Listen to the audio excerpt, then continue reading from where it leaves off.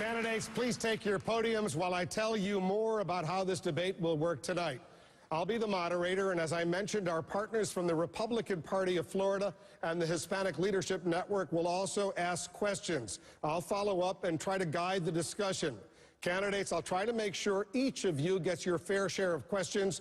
You'll have 1 minute to answer, 30 seconds for follow-ups and rebuttals, and I'll certainly make sure you get time to respond if you're singled out for criticism.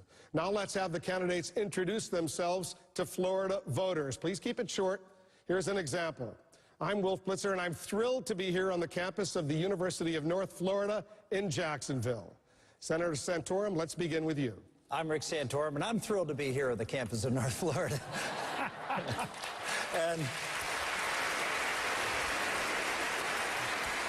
and I'm especially thrilled because I'm here with a North Florida resident who lives right down the beach from Jacksonville. My mom, who's 93 years old, who's with me here tonight. And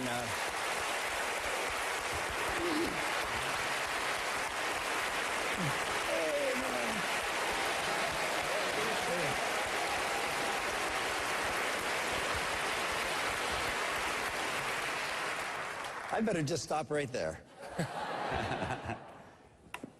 I'm Newt Gingrich from the neighboring state of Georgia. I'm delighted to be in Jacksonville, which will be the site of the next nuclear aircraft carrier battle group.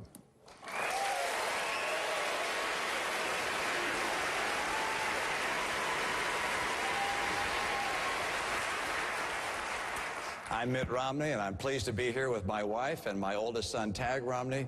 We're the parents of 5 sons, 5 daughters-in-law, 16 grandkids, and it's great to be back in Jacksonville. Thank you.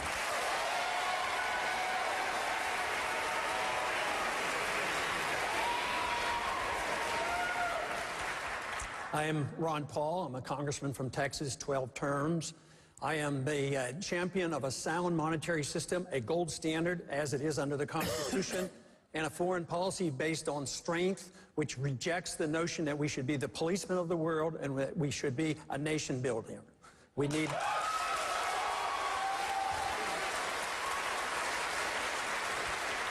All right, let's start with a question from the audience. Hello. Can you tell me what specific actions you'll take to address the costly consequences of illegal immigration while preserving the rights of those who seek to immigrate legally? All right, Senator Santorum, let's take that question. But also, in the course of that question, express your opinion on what we heard from Governor Romney, that self-deportation or illegal immigrants leaving the country voluntarily is a possible solution. Well, the possible solution is, I actually agree with Governor Romney. The bottom line is that we need to enforce the laws in this country. We are a country of laws. People come to this country. My grandfather came to this country because he wanted to come to a country that respected him. And a country that respects you is a country that lives by the laws that they have.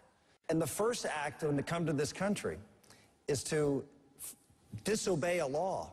It's not a particularly welcome way to enter this country.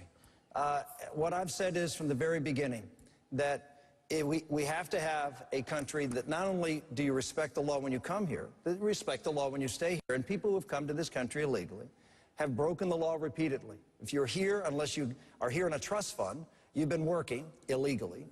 You've probably stolen someone's Social Security number illegally. And so it's not just one thing that you've done wrong. You've done a lot of things wrong. And as a result of that, I believe that people should not be able to stay here.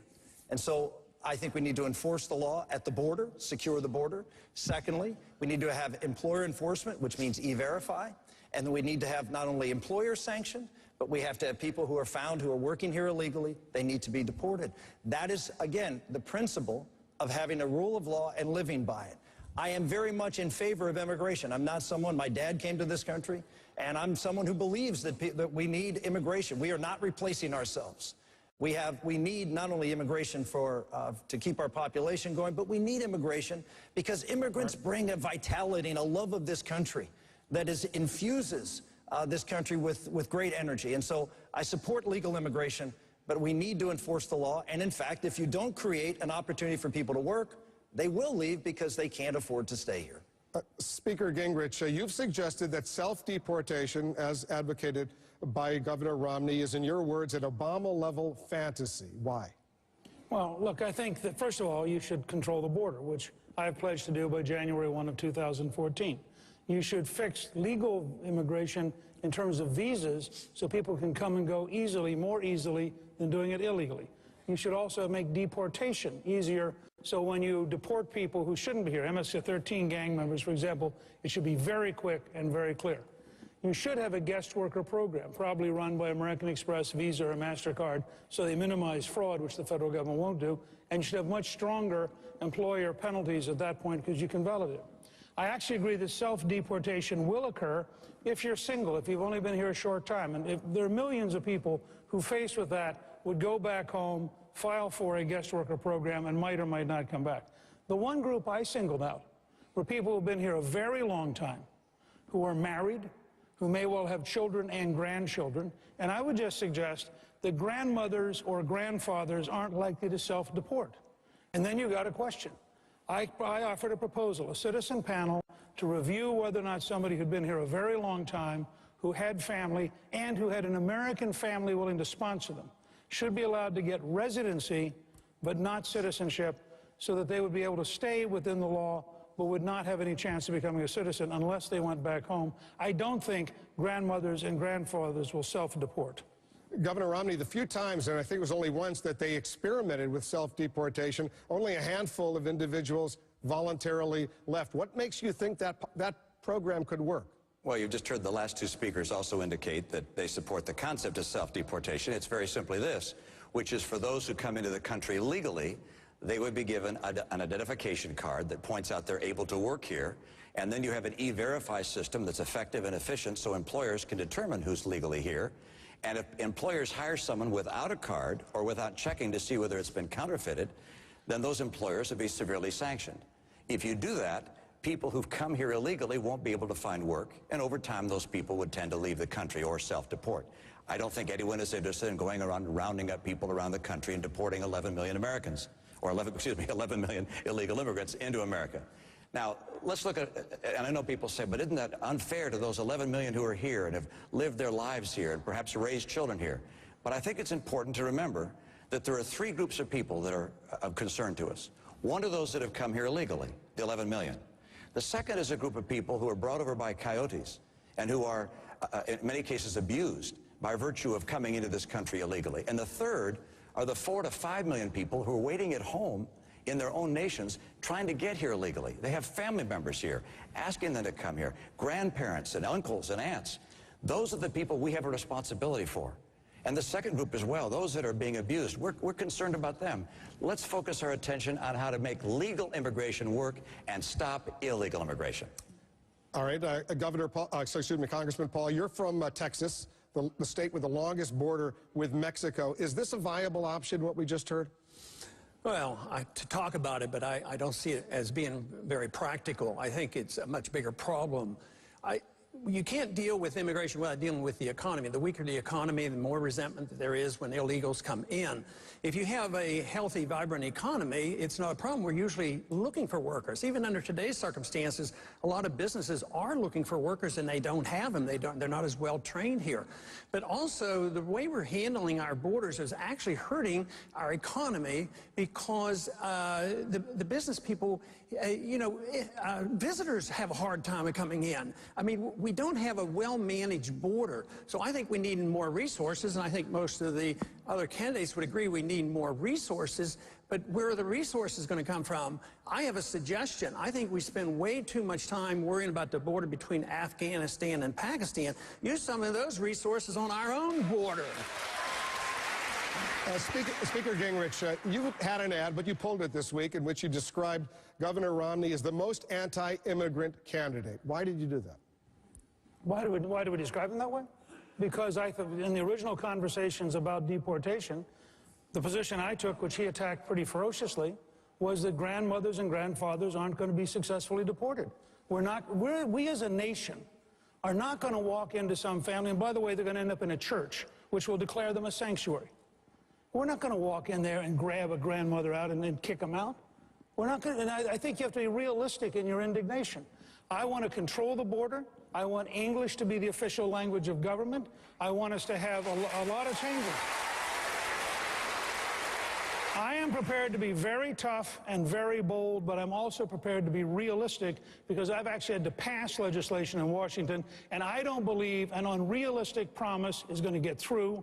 But I do believe if there's some level of humanity for people who've been here a long time, we can pass legislation that will decisively reduce illegality, decisively control the border, and will once again mean the people who are in America are here legally. I just want to make sure I understand. Is he still the most anti-immigrant candidate? I think of the four of us, yes. Go ahead, Governor. That's simply inexcusable. That's inexcusable. And actually, Senator Marco Rubio came to my defense and said that ad was inexcusable and inflammatory and inappropriate. Mr. Speaker, I'm not anti-immigrant. My father was born in Mexico. My wife's father was born in Wales. They came to this country. The idea that I'm anti-immigrant is repulsive. Don't use a term like that. You can say we disagree on certain policies, but to say that enforcing the U.S. law to protect our borders, to welcome people here legally, to expand legal immigration, as I approve, that's somehow anti-immigrant, is simply the kind of over-the-top rhetoric that has characterized American politics too long. And I'm glad that Marco Rubio called you out on it. I'm glad you withdrew it. I think you should apologize for it. And I think you should recognize that having differences of opinions on issues does not justify labeling people with highly charged epithets. I'll tell you what.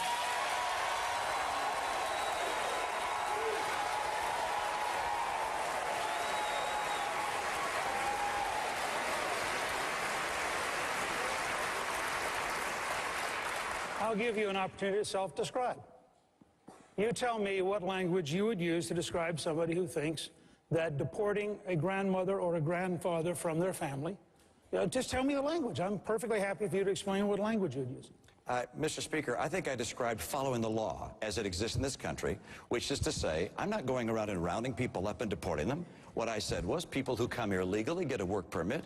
People who do not come here legally do not get a work permit. Those who don't get work will tend over time to self-deport. I'm not going to go find grandmothers and take them out of their homes and deport them. Those are your words, not my words. And to use that rhetoric suggests to people that somehow if you're not willing to keep people here who violated the law, that you're anti-immigrant. Nothing could be further from the truth. I am pro-immigrant. I want people to come to America with skill and vitality and vibrance. I want them to come legally. There are grandmothers that live on the other side of the border that are waiting to come here legally. I want them to come here too, not just those that are already here.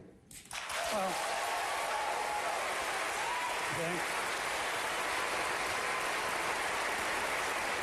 So we've gone from your Washington attack when I first proposed this, and you said it was outrageous, it would be a magnet, to you're accepting the fact that, a family's going to take care of their grandmother or their grandfather. The idea that you're going to push them out in some form by simply saying they can't go get a job, I think the grandmother's still going to be here. All I want to do is allow the grandmother to be here legally with some rights to have residency but not citizenship, so that he or she can finish their life with dignity within the law. They're not 11 million. They're not 11. Our problem is not 11 million grandmothers. Our problem is, all right.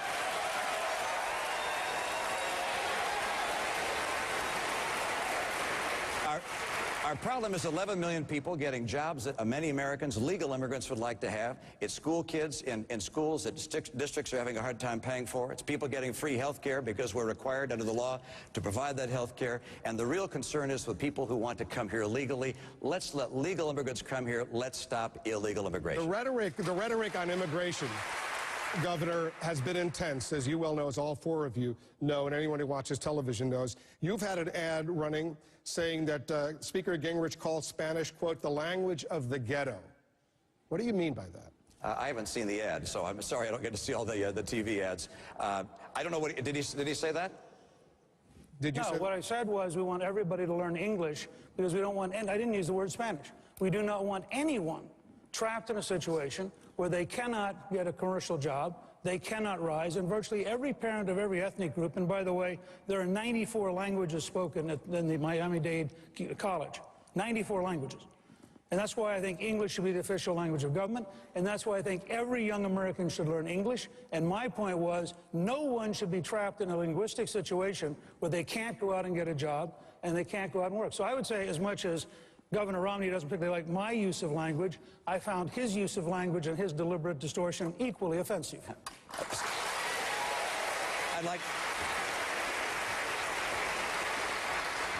I doubt that's my ad, but we'll take a look and find out. There are a bunch of ads out there that are being organized by other people, but I think our position on English in our schools and in our nation is the same, which I believe English should be the official language of the United States, as it is. I also believe that in our schools, we should teach kids in English. So when I was governor, I fought for, actually before I was governor, I fought for during my election and thereafter a program to have English immersion in our schools so our kids could learn in English. I think we agree on this, which is, you know what? Kids in this country should learn English so they can have all the jobs and all the opportunity I want to people bring who are here. Congressman Paul, Senator Santorum into this. But let's take this question from Miami. CNN en Español's Juan Carlos Lopez has a guest there. Hola, Wolf. We're at the viewing party for the Hispanic Leadership Network, and it really is a party. They're holding their yearly conference, a meeting of Hispanic Republican leaders. And I'm joined by Raquel Rodriguez. She's an attorney in Miami. She practices business and international law, and she has a question for the candidates. Yes, good evening. The U.S. has been largely away in its foreign and trade policy with Latin America. In the meantime, Iran and China have been increasing their influence over and involvement in Latin America through the leftist and left-leaning governments. What would each of you do as president to more deeply engage in Latin America and, importantly, to support the governments and the political parties that support democracy and free markets? Congressman Paul. Well, I think free trade is the answer. Free trade is an answer to a lot of conflicts around the world, so I'm always promoting free trade. And you might add Cuba, too. I think we'd be a lot better off with Cuba, trading with Cuba. So I think the more you can do to promote this free trade, the better off we'll be. But as far as us having an obligation, a military or a financial obligation to go down and dictate to them what government they should have, I don't like that idea. I would work with the people, encourage free trade, and try to set a standard here where countries in Central America or South America or any place in the world would want to emulate us and set the standards that we have. Unfortunately, sometimes we slip up on our standards and we go around the world and we try to force ourselves on others. I don't think the nations in South America and Central America necessarily want us to come down there and dictate which government they should have. And yet, I believe with friendship and trade, you can have a lot of influence, and I strongly believe that it's time we have friendship and trade with Cuba. Senator Santorum, are you with Congressman Paul? No, I'm not with Congressman Paul, and I'm not with Barack Obama on this issue. Our policy in Central and South America under this administration has been abysmal. The way we have treated, in particular, countries like Honduras. Honduras was stood up for the rule of law, which threw out a would-be dictator who was using the Chavez playbook from Venezuela in order to try to run for re-election in Honduras. And the United States government, instead of standing behind the pro-democracy, the people in the parliament, the people in the Supreme Court who tried to enforce the Constitution of Honduras, instead of siding with them, the Democrats, President Obama sided with two other people in South America, Central America and South America, Chavez and Castro and Obama, sided against the people of Honduras. This is a consistent policy of siding with the leftists, siding with the Marxists, siding with those who don't support democracy, not standing up for our friends in Colombia, not standing up for our friends who want to engage and support America, who want to be great trading partners and great allies for our country, to be able to form that kind of bond that is so essential in our own hemisphere. The European Union understood how important it was for diverse people to be able to come together in an economic unit. We not only have to come together as an economic unit, but the threat of terrorism, the threat of Iran now in Venezuela and in other places, in Cuba and in Nicaragua, the threat of radical Islam growing in that region. it's absolutely important for us to have a president who understands that threat and understands the solution is closer ties. I will visit that area of the world repeatedly to solidify those ties when I become president. Let me let Congressman Paul quickly respond. The senator mentioned standing up for some of these nations, but he doesn't define it. But standing up for nations like this usually means that we impose ourselves, go and pick the dictators, undermine certain governments, also sending them a lot of money. It doesn't work. Most of the time this backfires. They resent us. We can achieve what he wants in a much different way than us using the bully attitude that you will do it our way. This is not a benefit to us. And besides, where are you going to get the troops and where are you going to get the money? Because you're talking about force. And I know of a much better way than using force to get along with people. I don't know what answer Congressman Paul was listening to. He obviously wasn't listening to my answer.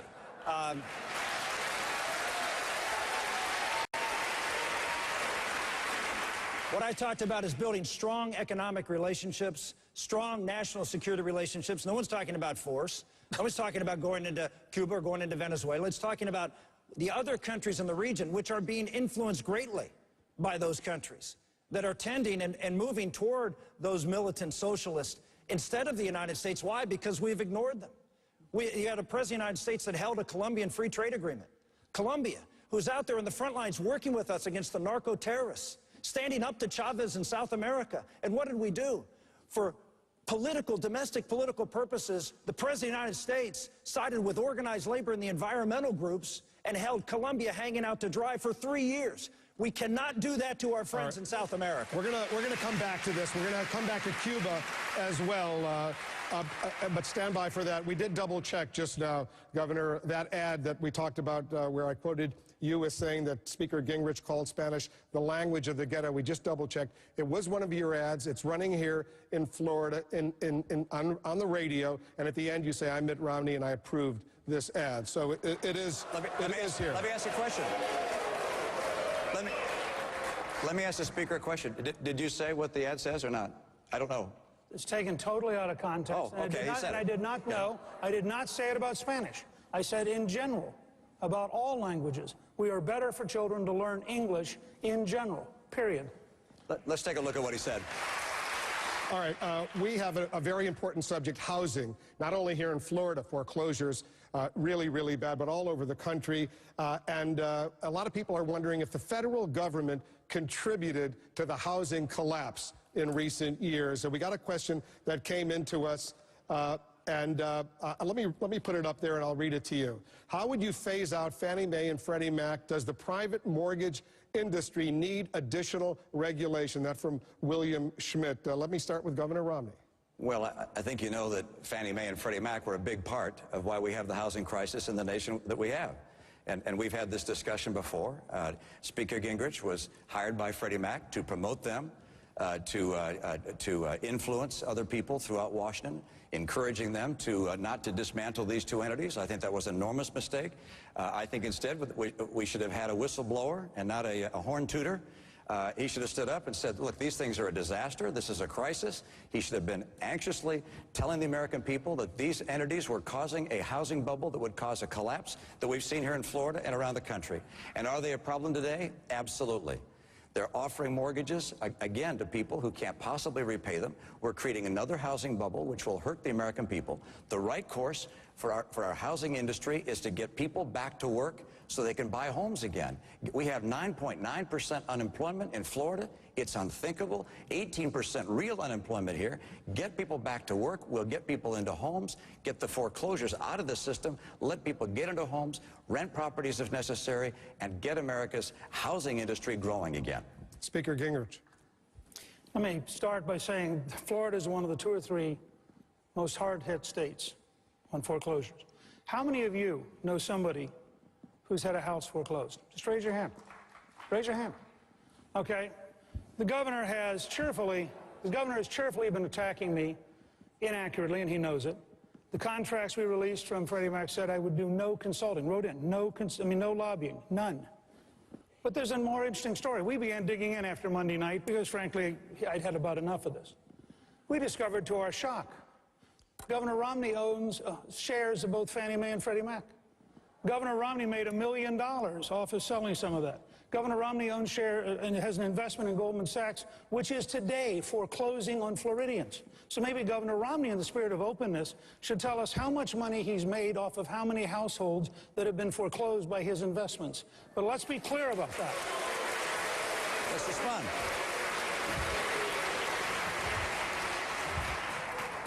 First of all, my investments are not made by me. My investments for the last 10 years have been in a blind trust, managed by a trustee. Secondly, the investments that they made, we've learned about this as we made our financial disclosure, have been in mutual funds and bonds. I don't own stock in either Fannie Mae or Freddie Mac.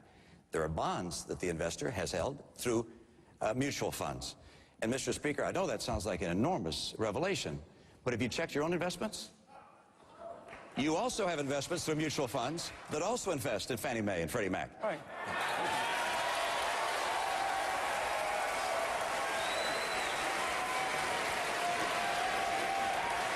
Let me finish. I've got more time. Let me just continue. There's a big difference between buying like U.S. savings bonds and getting a return. That's not taking money out of the United States. That's loaning money to the United States. And what my trustee did is he loaned money to Fannie Mae and Freddie Mac.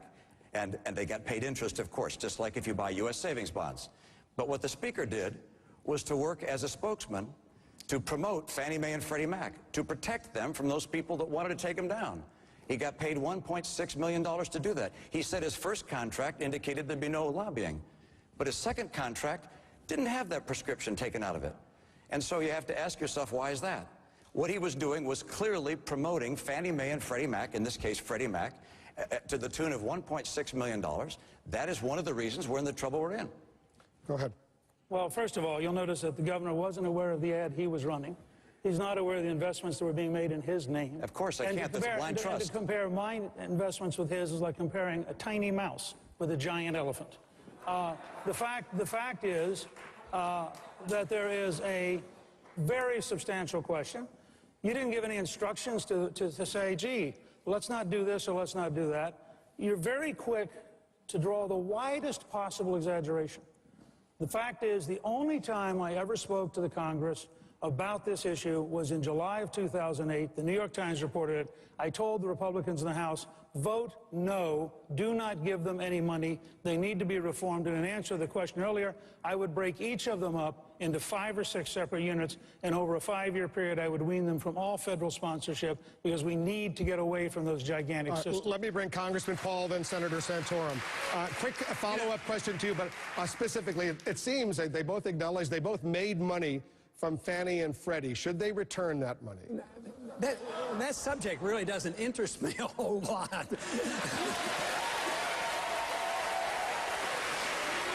But the question does. The question is, what are we going to do about Fannie Mae and Freddie Mac? It should have been auctioned off right after the crash came. It would have been cleansed by now. It should have been sold. But maybe it's my physician background, but I think an ounce of prevention is what we ought to talk about, so we quit doing this. But we know how the bubble came about. It was excessive credit, interest rates held too low, too long, the Federal Reserve responsible for that. Community Reinvestment Act, which is affirmative action telling banks they have to make these risky loans. At the same time, there was a line of credit which allowed Fannie Mae and Freddie Mac to, to make more money, and it was assumed that they would always be protected. Now, you can't argue. I've talked a long time about cutting off that credit from the Fed. I was trying to prevent this stuff. Also, I opposed Community Reinvestment Act, as well as I had legislation in 10 years before the bus came to remove that line of credit to the Fed, to the Treasury.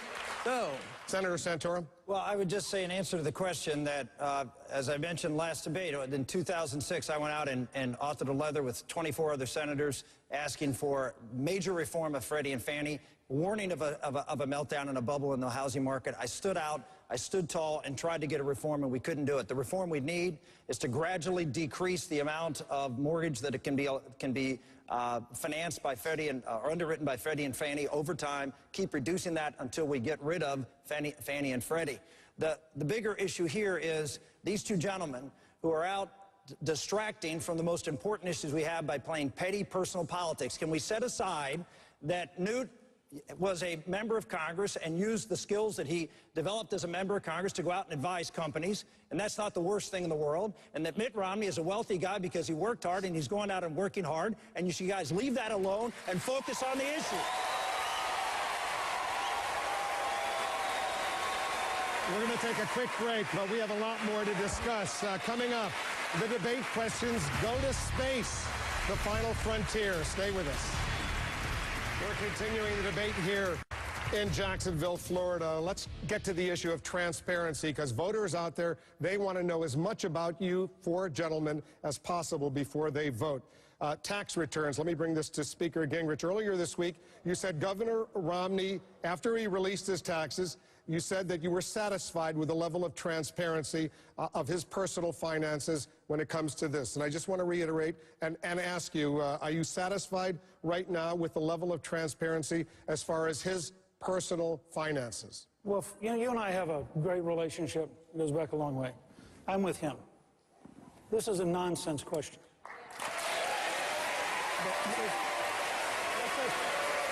Look, how about if the four of us agree for the rest of the evening, we'll actually talk about issues that relate to governing America. Mr. Speaker, you made an issue of this week when you said that he lives in a world of Swiss bank and Cayman Island bank accounts. I didn't say that, you did. I did, and I'm perfectly happy to say that on an interview on some TV show, but this is a national debate where you have a chance to get the four of us to talk about a whole range of issues. But if you make a serious accusation against Governor Romney like that, you need to explain that. You want to try again? I mean, wouldn't it be nice if people didn't make accusations somewhere else that they weren't willing to defend here? Okay. All right. Okay. No, given that standard, Mitt, I did say I thought it was unusual, and I don't know of any American president who's had a Swiss bank account. I'd be glad for you to explain that sort of thing. Okay. I will. I'll say it again. I have a trustee that manages my investments in a blind trust. That was so that I would avoid any conflicts of interest. That trustee indicated last week when he was asked about this, he said that he wanted to diversify the investments that I had. And for a while, he had money in a Swiss account reported in the U.S., full taxes paid on it, U.S. taxes. There's nothing wrong with that. And I know that there may be some who try and make a deal of that, as you have out publicly. But look, I think it's important for people to make sure that we don't castigate individuals who've been successful and try and, by innuendo, suggest there's something wrong with being successful and having investments and having a return on those investments. The Speaker, you've indicated that somehow I don't earn that money. I have earned the money that I have. I didn't inherit it. I take risk. I make investment. Those investments lead to jobs being created in America. I'm proud of being successful. I'm proud of being in the free enterprise system that creates jobs for other people. I'm not going to run from that. I'm proud of the taxes I pay. My taxes plus my charitable contributions this year, 2011, will be about 40%. So look, let's put behind this idea of attacking me because of my investments or my money, and let's get Republicans to say, you know what you've accomplished in your life shouldn't be seen as a detriment. It should be seen as an asset to help America.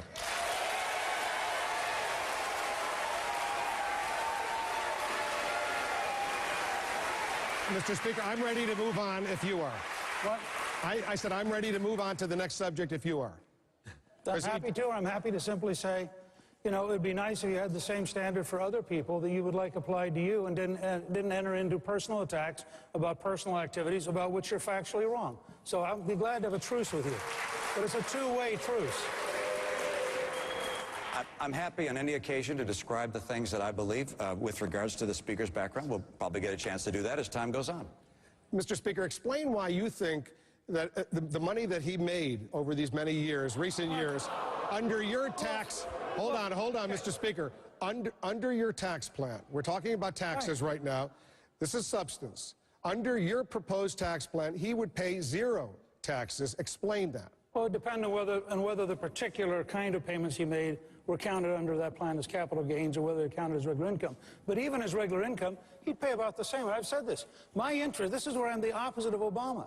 I believe we need to have somebody who fights for hardworking taxpayers. My interest is in reducing everybody's tax here to 15%, not trying to raise his to the Obama level. So I proposed an alternative flat tax. You know, I have proposed an alternative flat tax that people could fill out where you could either keep the current system, this is what they do in Hong Kong, you either keep the current system with all of its deductions and all its paperwork, or you'd have a single page. I earned this amount, I have this number of dependents, here's 15%. My goal is to shrink the government to fit the revenue, not to raise the revenue to catch up with the government, and I'd be happy. Let me just say, I would be happy to have the Mitt Romney flat tax for every American to pay at that rate, and I haven't complained about the rate he pays. Senator Santorum, most of the polls, almost all the polls, want the wealthiest Americans to pay more in taxes in order to balance the budget. Why are they wrong, in your opinion? Because we need to have as much money funneling through this economy as possible, and the people who make those investments are people who have resources and wealth. We want them to deploy that wealth in the most productive way possible. And when you increase tax rates and you make things much more expensive to do, in other words, the rate of return is not as profitable, then they tend up doing things like investing in non-taxable instruments and other things that don't employ people. And so what I believe is we need to reduce taxes. Look, I'm honest, I don't reduce the top rate as much as these other folks do. I take the Reagan approach. Ronald Reagan at a 28% top rate. If it's good enough for Ronald Reagan, it's good enough for me, and that's what we put the top rate as. And we have a bottom rate of 10%. I believe in a differential. I don't believe in a flat tax. I believe in a simplified tax code with 5 deductions and focus on simplifying, creating 2 rates. I disagree with Newt also on this. I don't believe in a zero capital gains tax rate.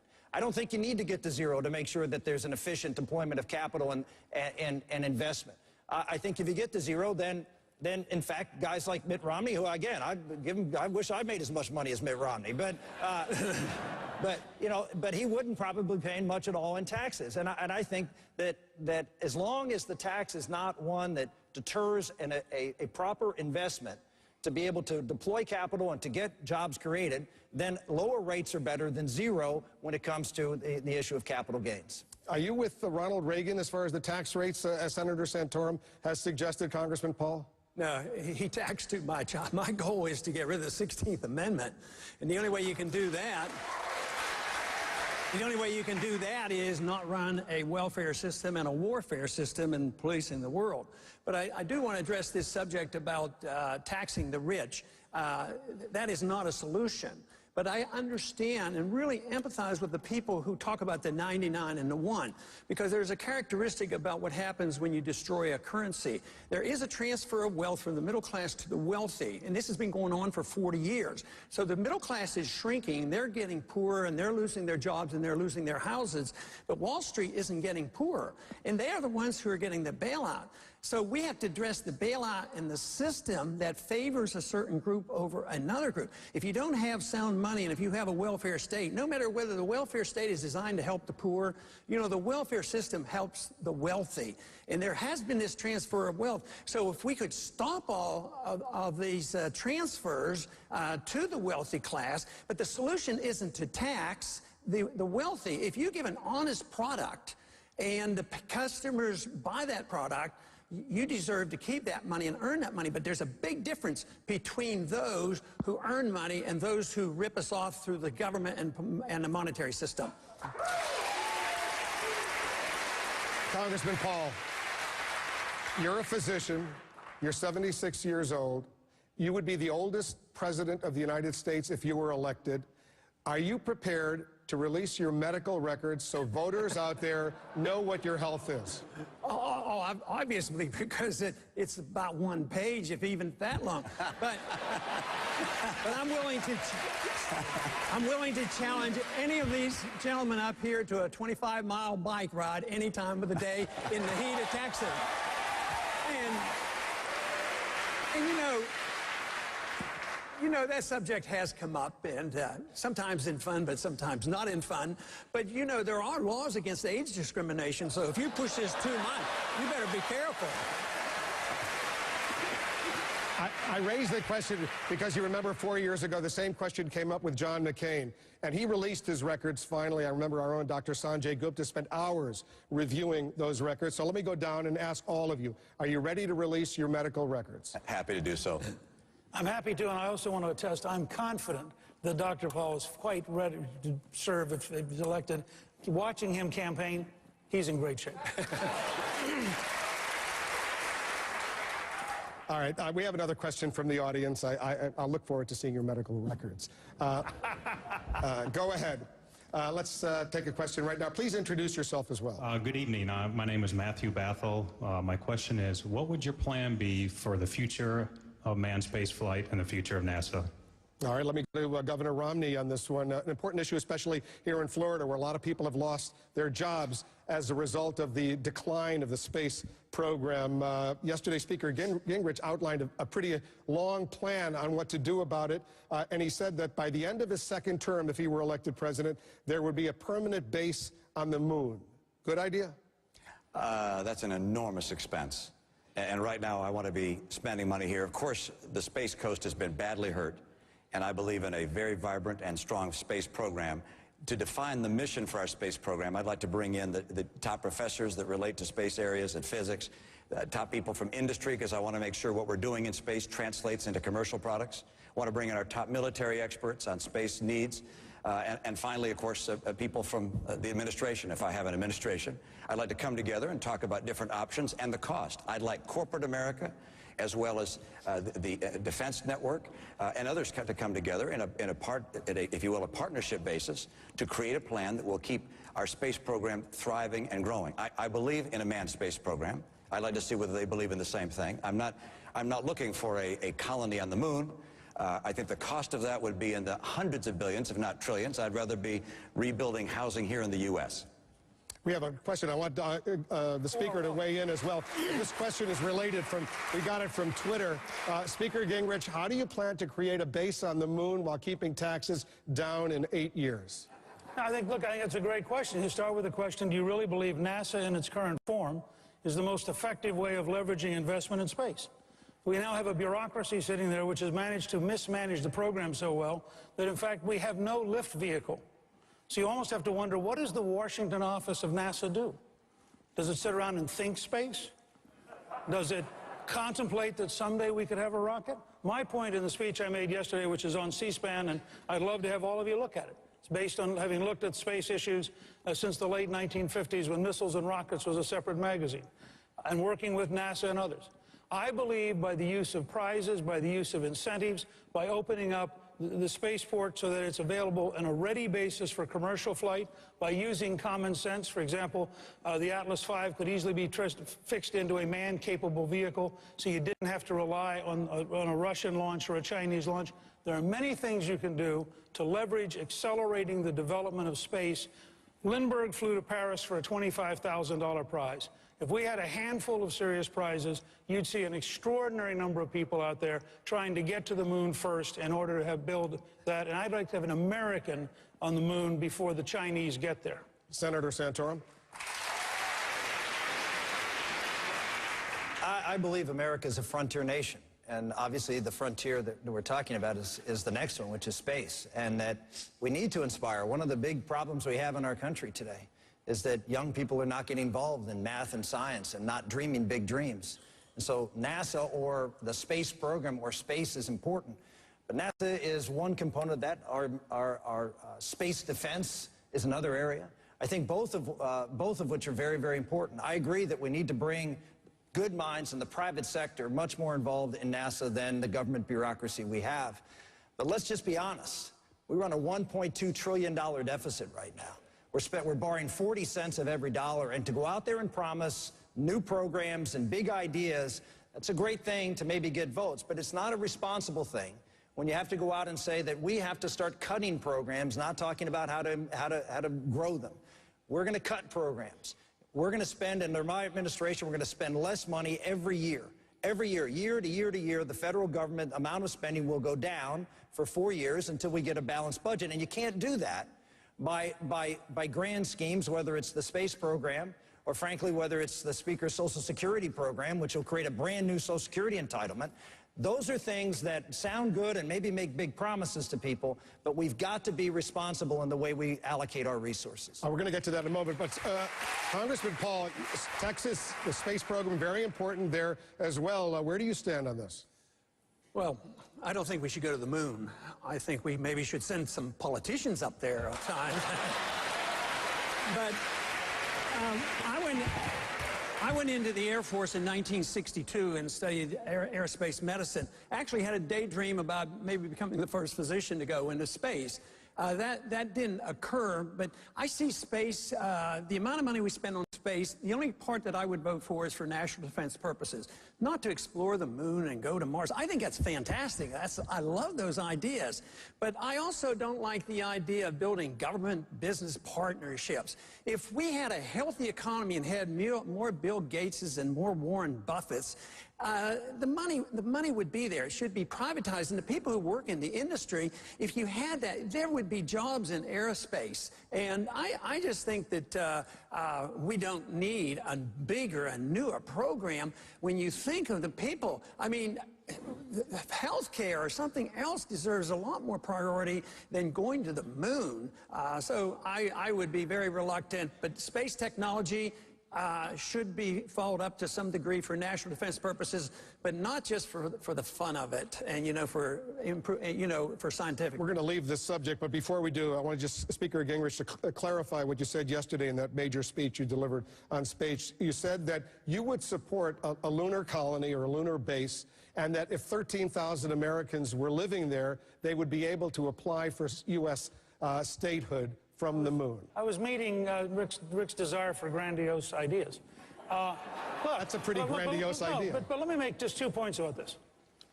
It is really important to go back and look at what John F. Kennedy said in May of 1961 when he said, "We will go to the moon in this decade." No American had orbited the Earth. The technology didn't exist. And a generation of young people went into science and engineering and technology, and they were tremendously excited. And they had a future. I actually agree with Dr. Paul. The program I envision would probably end up being 90% private sector. But it would be based on a desire to change the government rules and change the government regulations to get NASA out of the business of trying to run rockets and to create a system where it's easy for private sector people to be engaged. I want to see us move from one launch occasionally to 6 or 7 launches a day because so many private enterprises walk up and say, we're prepared to go do it. But I'll tell you, I do not want to be the country that, having gotten to the moon first, turned around and said, it doesn't really matter. Let the Chinese dominate space. What do we care? I think that is a path of national decline, and I am for America being a great country, not a country in decline. We're going to move on, but go ahead, Governor Romney.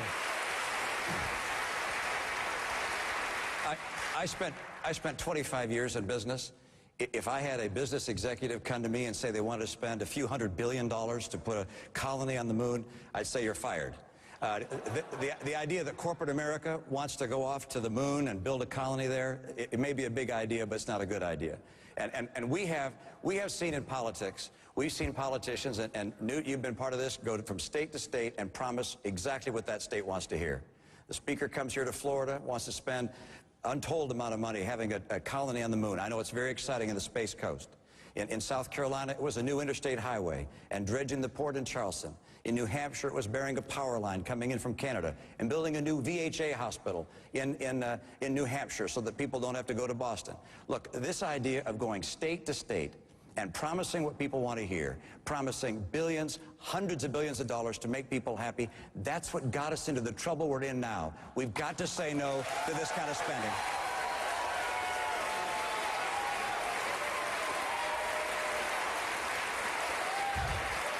I want to make 2 points. First, I thought we were a country where one of the purposes of candidates going around was to actually learn about the states they campaigned in and actually be responsive to the needs of the states they campaigned in. For example, the port of Jacksonville is going to have to be expanded because the Panama Canal is being widened, and I think that's a useful thing for a president to know. I think it's important for presidents to know about local things. Second, and at the other end of the state, the Everglades Restoration Project has to be completed, and it's the federal government which has failed. But second, in response to what Rick said, when we balanced the budget with the 1997 Balanced Budget Act and ultimately had 4 consecutive balanced budgets, we doubled the size of the National Institutes of Health because we set priorities. It is possible to do the right things in the right order to make this a bigger, richer, more exciting country. You don't just have to be cheap everywhere. You can actually have priorities to get things done. All right, we're going to move on, but go ahead, Ron Paul. I want to make a quick comment. Because Newt's mentioned this quite a few times about balancing the budget for 4 times. I went back and looked at the record. The budget was, the national debt during those 4 years actually went up about $1 trillion. What he's talking about is he doesn't count the money he takes out of Social Security. So Reagan nor you had a truly balanced budget because the national debt goes up and that's what we pay the interest on.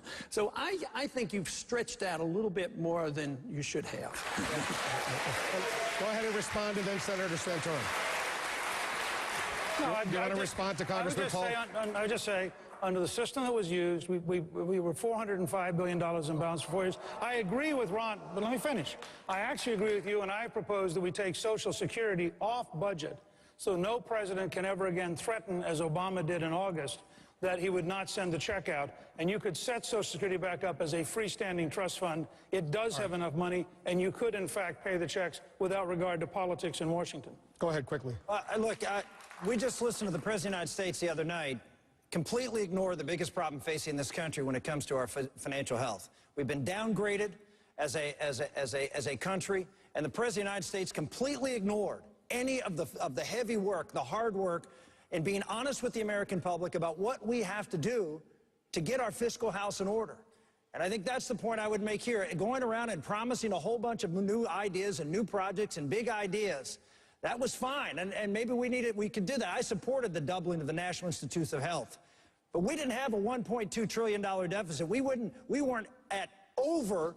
We are now going to reach $16 trillion, which is more than our whole GDP.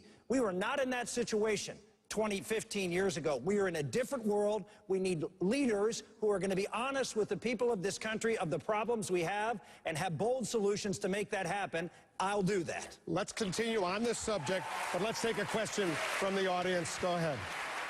Stand up and please introduce yourself. My name is Lynn Frazier, and I live here in Jacksonville. And for the Republican presidential candidates, my question is, I'm currently unemployed, and I've found myself unemployed for the first time in 10 years and unable to afford health care benefits. What type of hope can you promise me and others in my position? Let's ask Congressman Paul. Well, it's a tragedy because this is a consequence of the government being involved in medicine since 1965. When I was growing up, we didn't have a whole lot, but my dad had a small insurance, but medical care costs weren't that much. And you should have an opportunity. Medical care insurance should be given to you as an individual. So if you're employed or not employed, you just take care of that and you keep it up. When you lose a job, sometimes you lose your insurance. But the cost is so high. When you pump money into something like housing, prices go up. If you pump money into education, the cost of education goes up. When the government gets involved in medicine, you don't get better care. Cost goes up, and it distorts the economy. It leads to a crisis. But your medical care should go with you. You should get total deduction on it. It would be so much less expensive. It doesn't solve every single problem, but you're suffering from the consequence of way too much government and the cost going up because government has inflated the costs, and we have a government-created recession, and that is a consequence of the business cycle. Speaker Gingrich, what should Lynn do? Well, look, she actually put her finger on 2 different problems. The largest challenge to this country is to get the economy growing so she can have a job, so it's easy for her to have insurance. We need, and the president did nothing about this the other night. In fact, his proposal on taxes would make the economy worse. We need to have a program which would start with, frankly, repealing Obamacare, repealing Dodd-Frank, repealing Sarbanes-Oxley, and we need to give her a chance to have a job. Second, we need real health reform, not the Obama style, but we need a health reform that allows her to buy in, and Dr. Paul's right. She ought to get the same tax break whether she buys personally or whether she buys through a company. She should also be able to buy into an association so that she's buying with lots of other people, so it's not single insurance, which is the most expensive kind. But you combine those two, reforming the insurance system and getting the economy growing again so people are back at work, you cure an awful lot of America's problems with those 2 steps, and you put her back in a position where she's in charge of her life. She's not dependent on Barack Obama to take care of her. That plan work for you, Governor? Actually, what both these gentlemen said is pretty much spot on. And I'll add a couple of things. One, I want to underscore something both of them said, and that is right now in America, if you have insurance, you most likely got it through your employer. And the reason is your employer gets a deduction for you when they buy the insurance for you. That means that if you change jobs, you got to get a new insurance company, most likely. And if you become unemployed, you lose your insurance. That doesn't make sense. And if an individual wants to own their own insurance, they're not part of a big group. And so as a result, they get a very high rate. What we should do is allow individuals to own their own insurance and have the same tax treatment as companies get. You do that, and people like this young woman would be able to own her insurance. The rates would be substantially lower for her buying it individually than if she had to buy it individually today. Secondly, getting people to work. This president has failed the American people. He got up there and gave a speech last night. It was like Groundhog Day all over again. He said the same things and the same results we're seeing today. People are not working.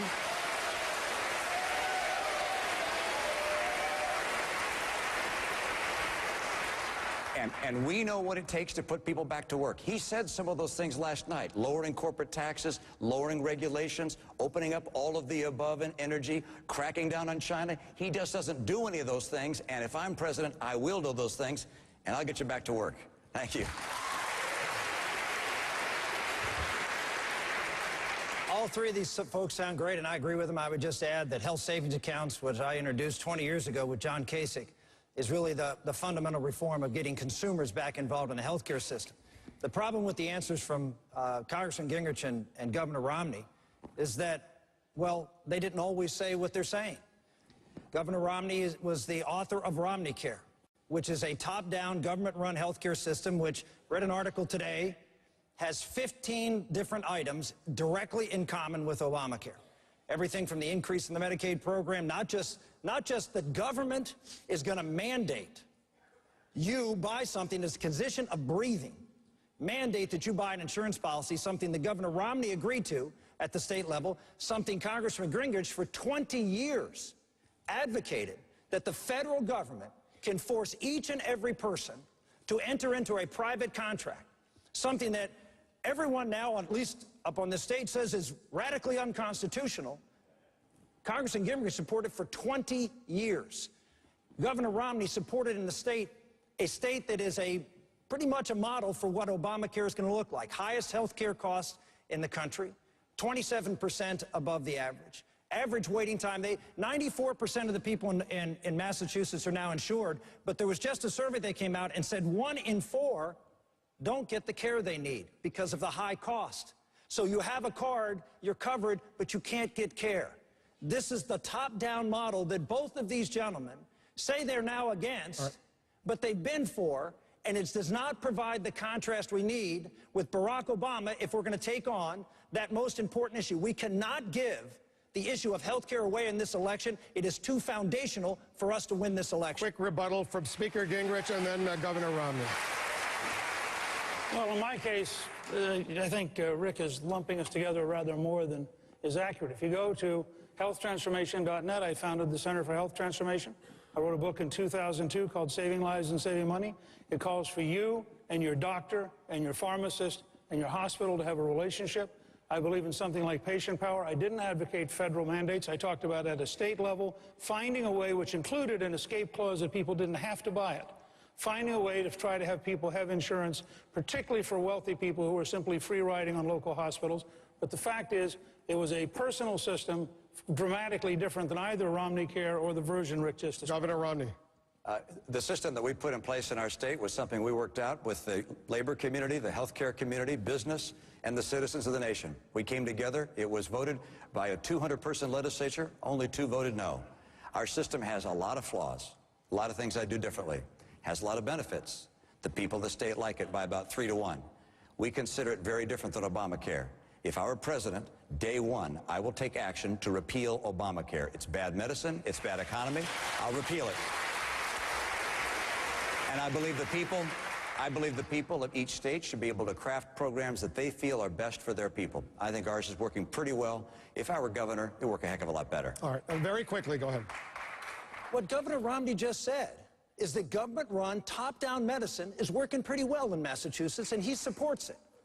Now think about what that means going up against Barack Obama, who you're going to claim, well, top-down government-run medicine at the federal level doesn't work and we should repeal it, and he's going to say, wait a minute, Governor, You just said that top-down government-run medicine in Massachusetts works well. Folks, we can't give this issue away in this election. It is about fundamental freedom, whether the United States government or even a state government. You have Amendment 1 here, offered by Scott Pliken, who, by the way, endorsed me today, and it's going to be on your ballot as to whether there should be a government mandate here in Florida. According to Governor Romney, that's okay. The state does it, that's okay. If the state wants to enforce it, that's okay. Those are not the clear contrasts we need if we're going to defeat Barack Obama and $1 billion. Let's go to Miami. I got it. Very quickly. Rick, I make enough mistakes in what I say, not for you to add more mistakes to what I say. I didn't say I'm in favor of top-down government-run health care. 92% of the people in my state had insurance before our plan went in place, and nothing changes for them. They own the same private insurance they had before. And for the 8% of people who didn't have insurance, we said to them, if you can afford insurance, buy it yourself. Any one of the plans out there. You can choose any private plan. There's no government plan.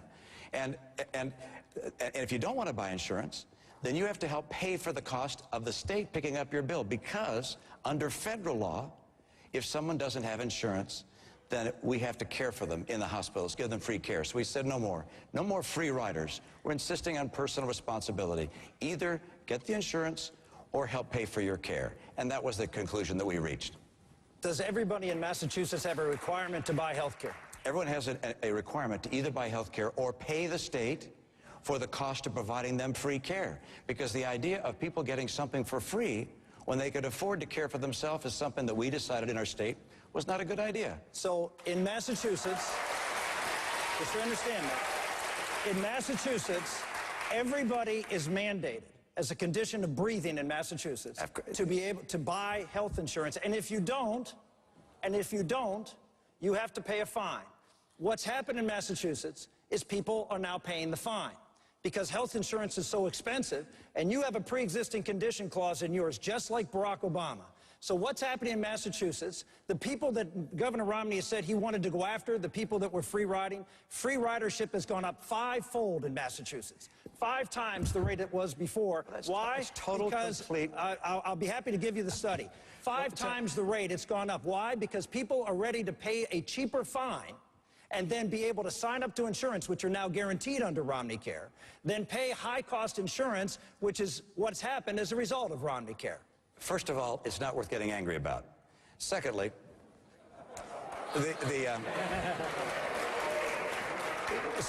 secondly, 98% of the people have insurance. And so the idea that more people are free riding the system is simply impossible. Half of those people got insurance on their own. Others got help in buying the insurance. Look, I know you don't like the plan that we had. I don't like the Obama plan. His plan cuts Medicare by $500 billion. We didn't, of course, touch anything like that. He raises taxes by $500 billion. We didn't do that. He wasn't interested in the 8% of the people that were uninsured. He was concerned about the 100% of the people of the country. Obamacare takes over health care for the American people. If I'm president of the United States, I will stop it. And in debating Barack Obama, I will be able to show that I have passion and concern for the people in this country that need health care, like this young woman who asked the question. But I will be able to point out that what he did was wrong. It was bad medicine. It's bad for the economy, and I will repeal it. Let's move on. Let's move on. Wolf, what Governor Romney said is just factually incorrect. Your mandate is no different than Barack Obama's mandate. It is the same mandate. All right. He takes over, you take over 100%, just like he takes over 100%, requires the mandate. All right. The same fines that you put in place in Massachusetts are fines that he puts in place in the federal level. Congressman Paul, who's right? I think they're all wrong. I think this is a typical result of when you get government involved, because all you're arguing about is which form of government you want. They have way too much confidence in government sorting this out. So I would say there's a much better way, and that is allow the people to make their decisions and not get the government involved. You know, it's only been When I started medicine, there was no Medicare or Medicaid, and nobody was out in the streets without it. Now people are suffering. You know, all the complaints going on. So the government isn't our solution. So I'm not too happy with this type of debate, trying to blame one versus the other. But most likely, we're going to continue to have this problem unless we straighten out the economy. I'll give you 30 seconds. Cut the spending. And they talk about these no programs and all. But how many of the other candidates are willing to cut anything? Right. I'm willing to cut $1 trillion out of the first year. All right. I just want to say that I actually think if you look at what Ron Paul's background is as a doctor, and you look at medicine in the early 60s, and you look at how communities solve problems, it was a fundamentally more flexible and less expensive system, and there's a lot to be said for rethinking from the ground up the entire approach to health care. Let's go to Miami. We have another question. CNN Español's Juan Carlos Lopez is standing by. Go ahead.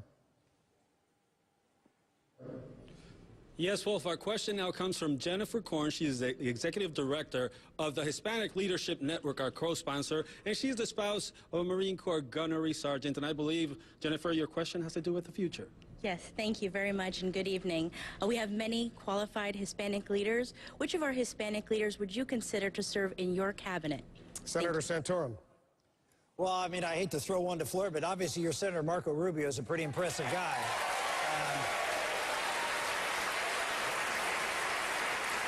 Well, Speaker Gingrich. I think that there are a number, and I think, for example, of when you think cabinet, I think, for example, of Susana Martinez, the governor of New Mexico. At the cabinet level, you think of somebody like Ileana Ros-Lehtinen. I actually thought about Marco Rubio in a slightly more dignified and central role than being in the cabinet, but that's another conversation. Governor? We're blessed to have an enormous number of highly qualified Hispanic Americans in the Republican Party and leadership right now. Brian Sandoval, the governor of Nevada. You mentioned Susana Martinez in New Mexico. Both of the Diaz-Balart brothers, one retired from Congress, the other currently there, Ileana Ros-Lehtinen. Mel Martinez is back in the private sector. Who knows, he could be pulled back. Of course, Senator Marco Rubio, a terrific Hispanic American. I'm sure I'm missing many others, but we have a remarkable, Carlos Gutierrez, formerly Secretary of Commerce. These individuals can form membership in our cabinet, I believe, and potentially, as the Speaker indicates, other positions as well. I don't have one particular name that I'm going to bring up, but my litmus test would be to get individuals, Hispanic or otherwise, to understand monetary policy and understand the system.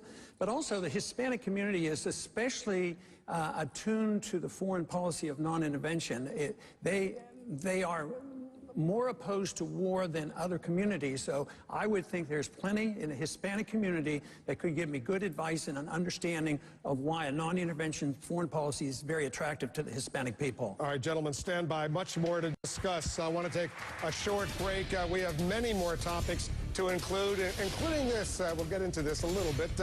What would your wife, why would your wife make the best First Lady? I'll ask these four candidates. Stay with us. Going to get right back to the rest of the debate, but first, on a lighter subject, I want to ask each of these gentlemen why they think their wife would make a great First Lady. Congressman Paul. Well, she's been my wife for 54 years, and we're going to have an anniversary on February 1st. Congratulations. So, she's the mother of 5 of our children, and she's a grandmother of 18 grandchildren, does an excellent job, and she's also the author of a very famous cookbook, the Ron Paul Cookbook. So, Governor? I got to take a little more time, a little more seriousness. Nothing wrong with what you said. I'm sorry. My wife is also a mom, and as I pointed out early on, but in some respects, she is a real champion and a fighter. She was diagnosed in 1998 with multiple sclerosis, and more recently with breast cancer. She has battled both successfully, and as First Lady, she will be able to reach out to people who are also struggling and suffering, and will be someone who shows compassion and care. And she's also had a passion all of her adult life on helping people in troubled situations, young women in particular, understand the importance of getting married before they have babies and encouraging people to create families to raise kids in.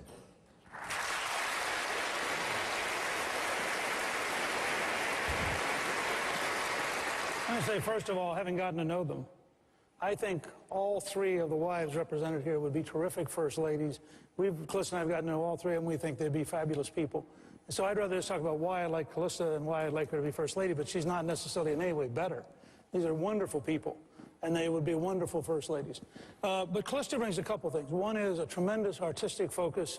She's done a video and music education, why it really matters. She's a pianist by background, plays the French horn in the community band, sings in the choir of the Basilica of the National Shrine of the Immaculate Conception. She really cares about the arts and would bring a really strong feeling for music education and for art and why it matters to people as part of their education.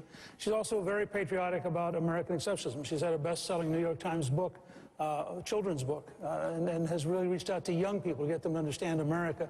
And she's helped produce and host 7 movies now, so she'd bring an entire, I think, artistic flavor. And I obviously would be thrilled to be able to hang out with her at the White House, so it'd be great. I suspect you would be.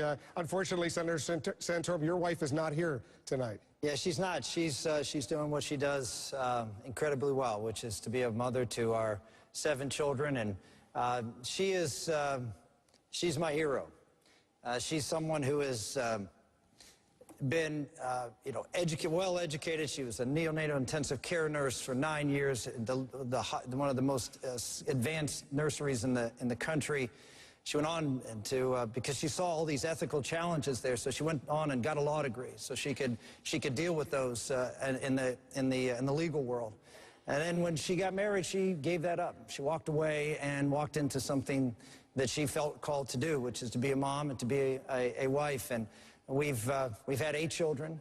We were blessed to be raising 7.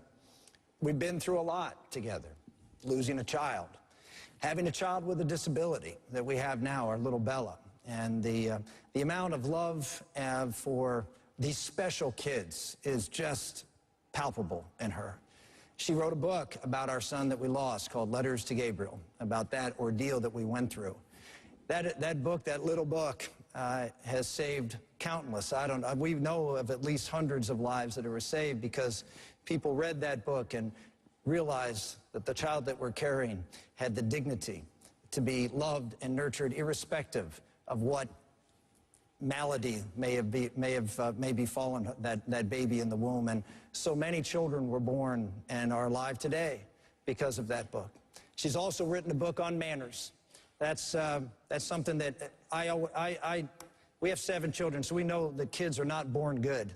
And so manners is very important in our house, and she wrote a storybook because there were all sorts of how-to books on manners, but there was no storybook teaching manners through, well, how Christ taught us, through stories. And that's what she did, and that book is hopefully somewhat civilized some children around this country. Very nice. All right, let's get back to the debate now.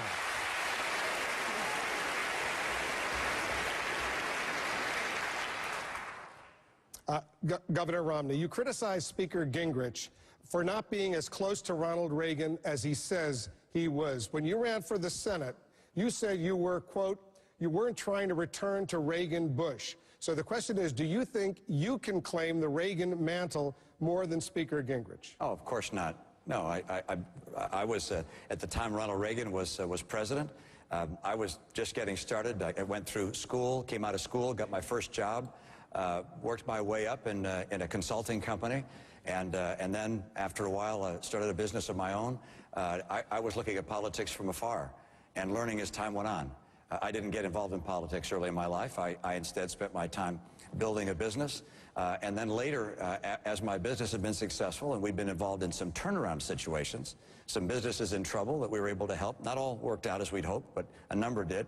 I got asked to go off and help get the Salt Lake City Olympics in 2002 on track, and put aside my business and went to Utah, and was perhaps the greatest professional experience of my life, going there and spending 3 years helping getting those games on track. I happen to believe the Olympics is one of the great showcases of the human spirit that exists in the media world, and it was very successful.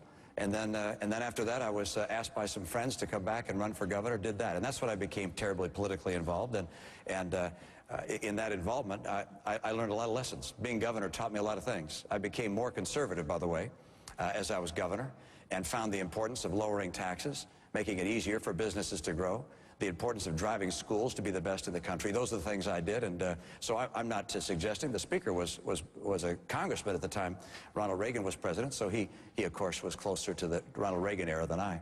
Mr. Speaker, you've heard the criticism lately that you weren't necessarily as close to the president as you suggest. Well, it's increasingly interesting to watch the Romney attack machine coordinate things. And all of a sudden today, there are like 4 different articles by 4 different people that randomly show up.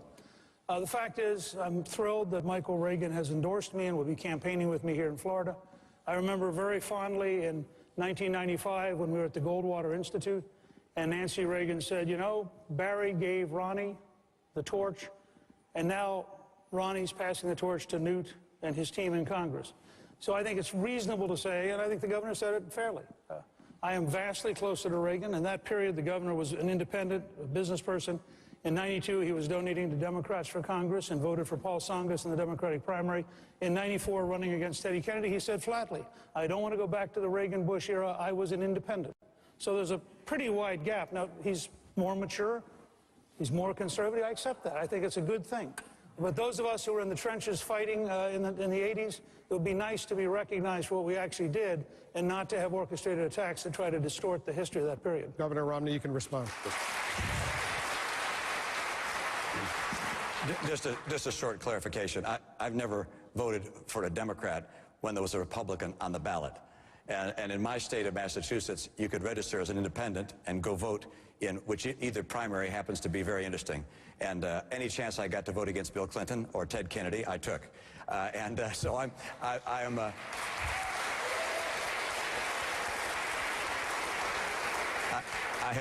have always voted for Republican any time there was a Republican on the ballot.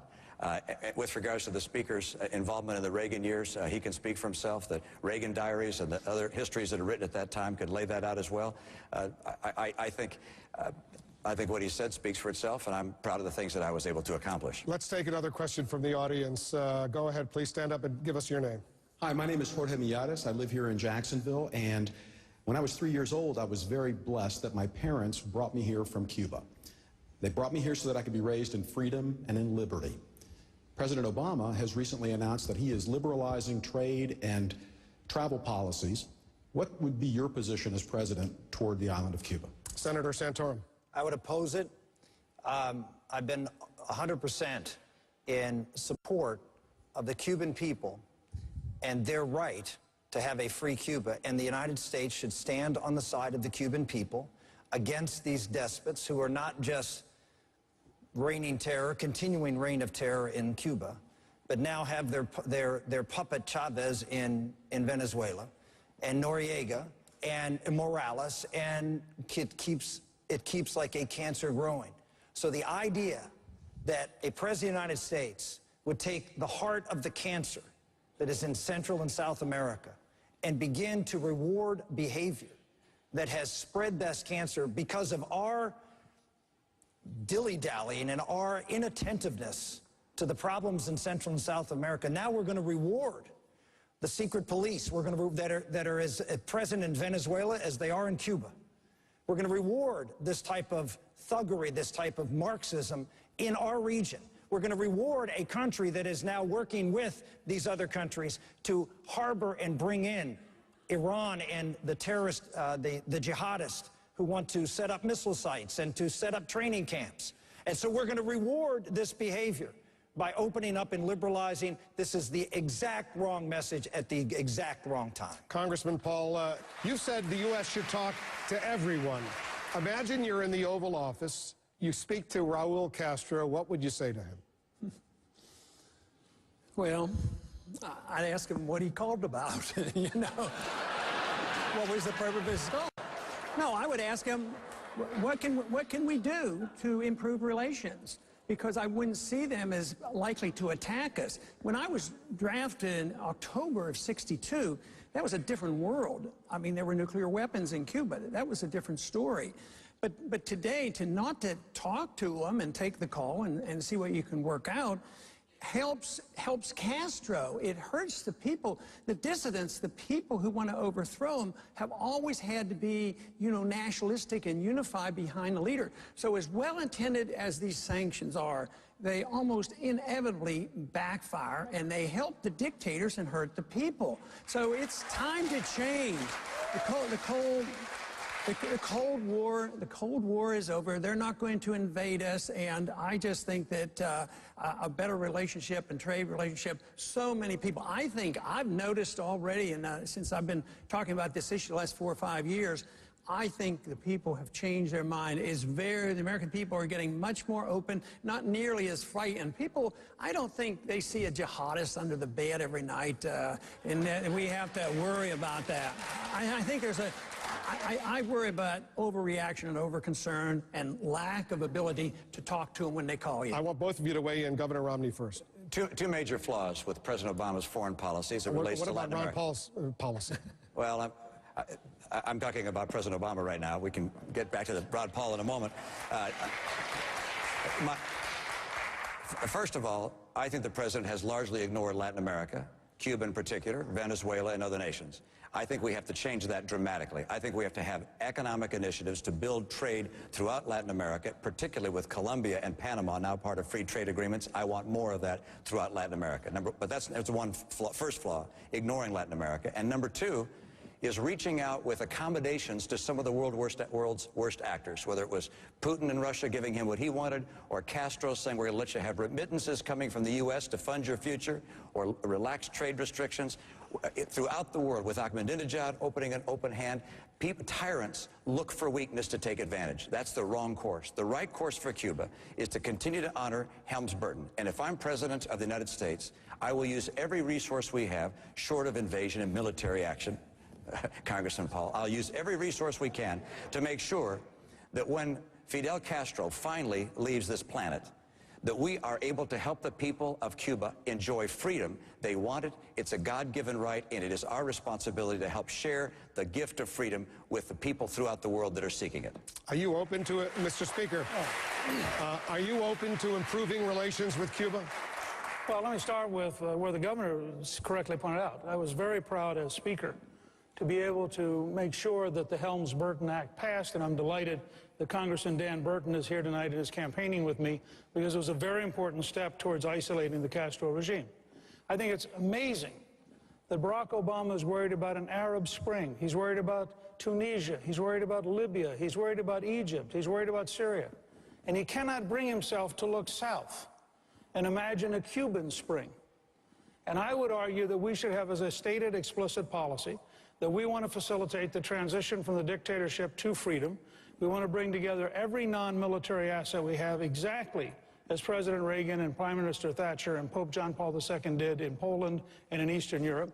They broke up the Soviet Empire without a general war by using a wide range of things, one of which is just psychological, saying to the next generation of people in Cuba, the dictatorship is not going to survive. You need to bet on moving to freedom in order to have prosperity in Cuba, and we will help you get to that freedom.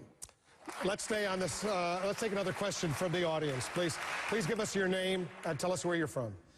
Abraham Hassan from Jacksonville, Florida. How would a Republican administration help bring peace to Palestine and Israel when most candidates barely recognize the existence of Palestine or its people? As a Palestinian-American Republican, I'm here to tell you we do exist. Let's ask Governor Romney. First of all, what would you say to Abraham? Well, the reason that there's not peace between the Palestinians and Israel is because there is in the leadership of the Palestinian people are Hamas and others who think like Hamas, who have as their intent the elimination of Israel. And whether it's in school books that teach how to kill Jews, or whether it's in the political discourse that is spoken either from Fatah or from Hamas, there is a belief that the Jewish people do not have a right to have a Jewish state. There are some people who say, should we have a two-state solution? And the Israelis would be happy to have a two-state solution. It's the Palestinians who don't want a two-state solution. They want to eliminate the state of Israel. And I believe America must say, and the best way to have peace in the Middle East is not for us to vacillate and to appease, but is to say we stand with our friend Israel. We are committed to a Jewish state in Israel. We will not have an inch of difference between ourselves and our ally Israel. This president went before the United Nations and castigated Israel for building settlements. He said nothing about thousands of rockets being rained in on Israel from the Gaza Strip. This president threw...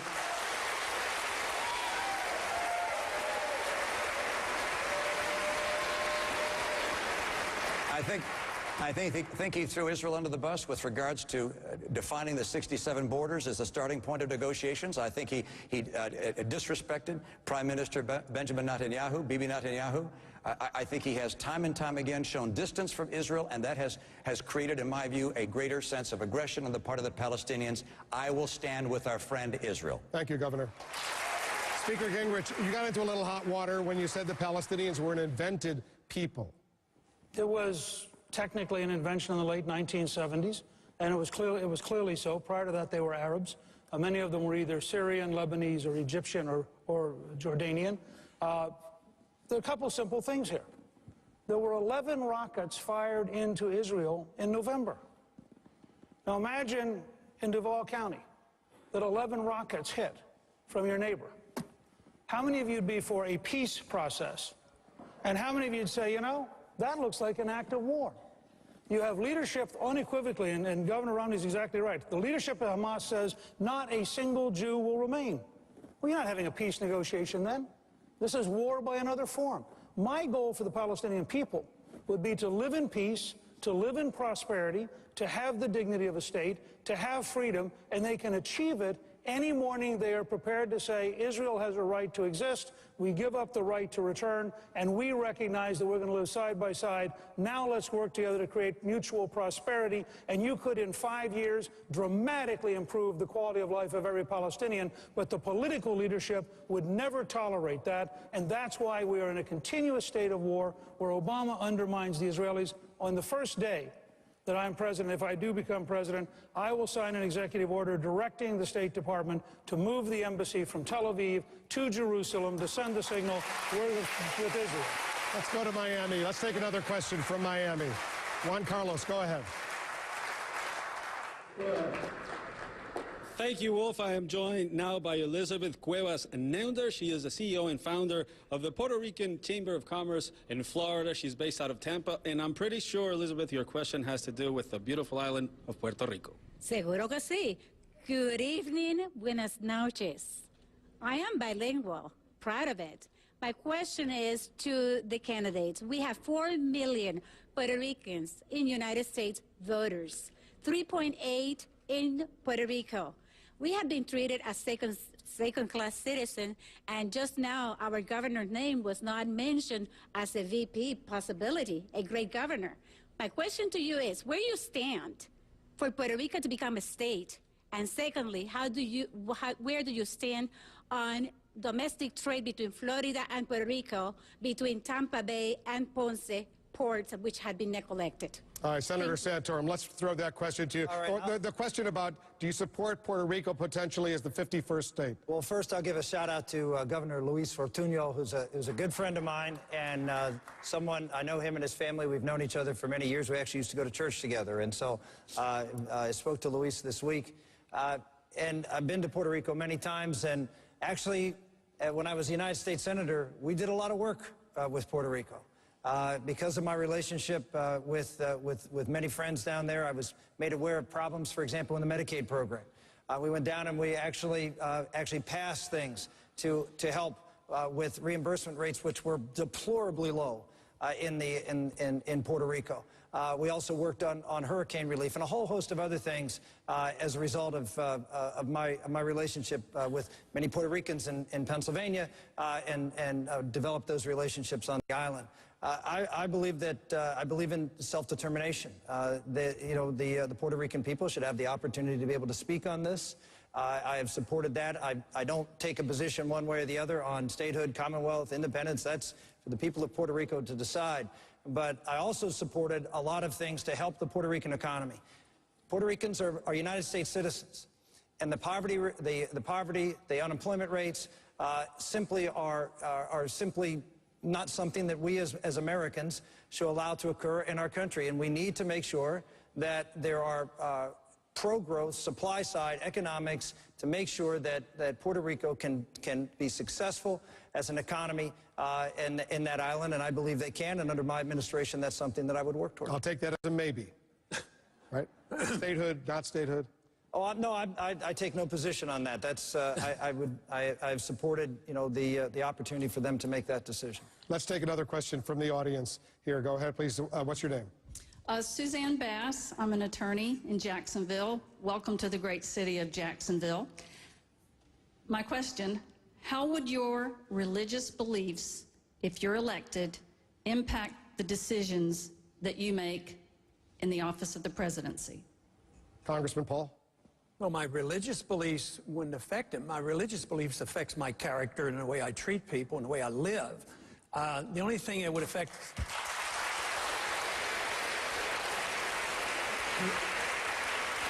The only thing that would affect me in the way I operate as a president or a congressman is my oath of office and my promises that I've made to the people. Governor? Ron Paul makes very good points. I concur with that.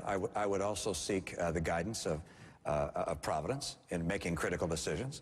And of course, ours is a nation which is based upon Judeo-Christian values and ethics. Our law is based upon those values and ethics. And in some cases, our law doesn't encompass all of the issues that we face around the world. The conviction that the founders, when they wrote the Declaration of Independence, were writing a document that was not just temporary and not just for one small locale, but really something which described the relationship between God and man.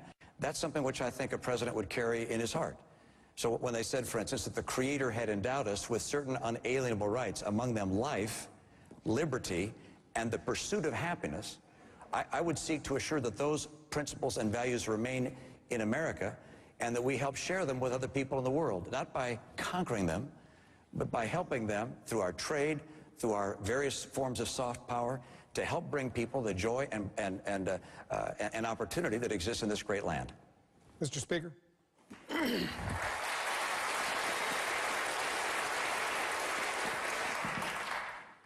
I would say that there are three ways in which religion would affect me.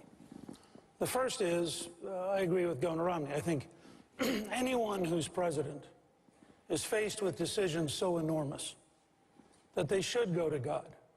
They should seek guidance, because these are decisions beyond the ability of mere mortals to truly decide without some sense of what it is we should be doing.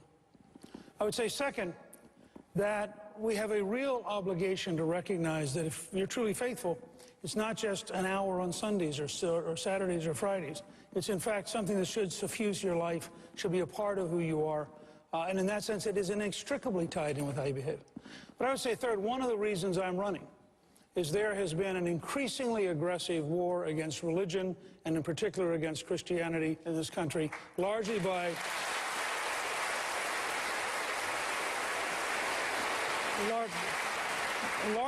a secular elite in the academic, news, media, and judicial areas. And I frankly believe it's important to have some leadership that stands up and says enough. We are truly guaranteed the right of religious freedom, not religious oppression by the state. Senator? Faith is a very, very important part of my life, but it's a very, very important part of this country. The foundational documents of our country. Everybody talks about the Constitution, very, very important, but the Constitution is the how of America. It's the operator's manual. The why of America, who we are as a people, is in the Declaration of Independence. We hold these truths to be self-evident, that all men are created and equal and endowed by their Creator with certain unalienable rights. The Constitution is there to do one thing: protect God-given rights. That's what makes America different than every other country in the world. No other country in the world has its rights based in God-given rights, not government-given rights. And so when you say, well, faith has nothing to do with it, faith has everything to do with it. If rights come...